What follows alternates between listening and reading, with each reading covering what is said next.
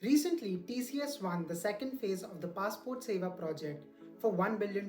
Technology and consulting companies back such projects from various sources like government departments and different corporates, and all these projects become the bread and butter for these companies. Now, what does this mean for you as a risk professional?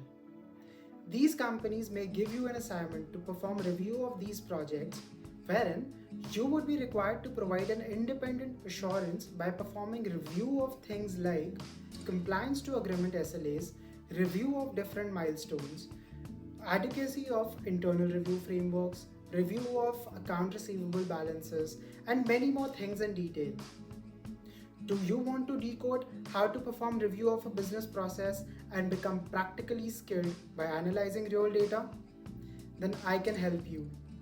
Hi, I am Nikhil Dhingra, Chartered Accountant by profession, having more than 8 years of experience in the risk consulting practice. I am here to provide you practical exposure to make you industry ready and give you an edge over others. To know more, visit our website thinkingbridge.in and enroll for the internal audit and consulting masterclass.